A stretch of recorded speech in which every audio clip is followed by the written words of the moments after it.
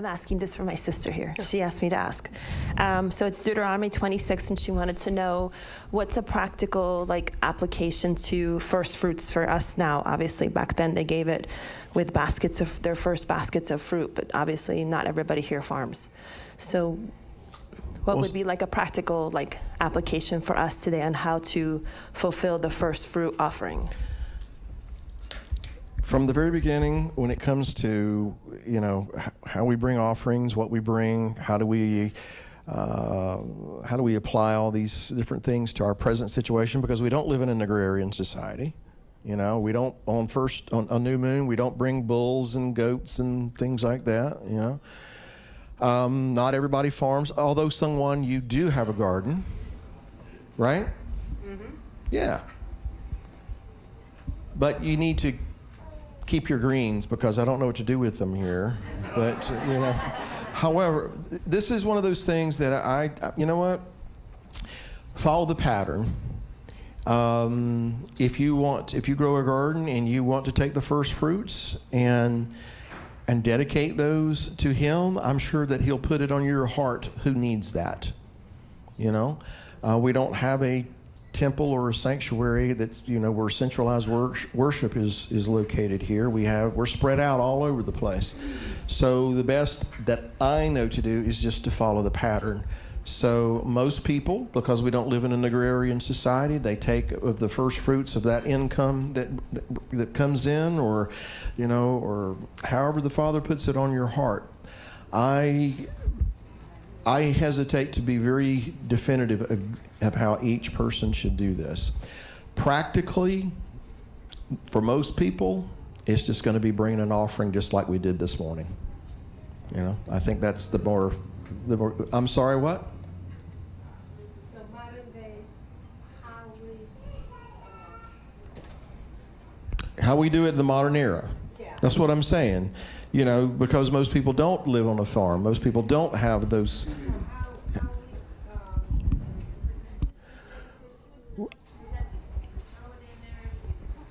Oh, the presentation. This is going to sound probably very simple. Just come put it in the basket. Now, because you see, this particular one we were reading about earlier is when you come into the land, and when you come into the land and you have the first fruits of everything that comes up from the land, you bring this particular one that we were reading about, saying, hey, you promised that you was going to bring us here. You brought us out from under bondage, and I am here bringing the first fruits of my produce as witness that you have done what you said you were going to do. And they come and present it that way. So there's an element to this that you and I can't really do right now, because we haven't yet come into the land of Israel. Okay? So yes. We're in this exile situation, and so the best I know to do is kind of follow the pattern, and so if you want to bring an offering of the first fruits, you come and you bring it to the, into the assembly, and you basically we know first fruit bring to the Lord, but I'm saying when I read that one, I say, if we have a friend's wedding and birthday or anybody gift, we give a beautiful boxes of ribbon and all fancy, but we give it to the Lord with just a simple little envelope. I like to use it. I see some people have no use, package nice to respect Abba. And that's what I'm trying to, You know what? I feel that if you have a conviction that you want to do it a certain way to make it special, then do so. Just do so. That's all individual heart. Yeah. Again, we're not in the land. Yeah. Okay. We're kind of scattered about.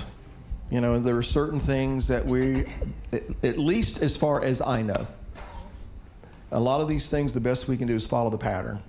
Some things that we can kind of get specific about, but this is one of those things that The best I know to do is to follow the pattern. And so if you wanted to bring the first fruits in conjunction with what's being talked about here, if you feel if he puts it on your heart, I want to do something special or present it, in a special way, then by all means do. By all means do that.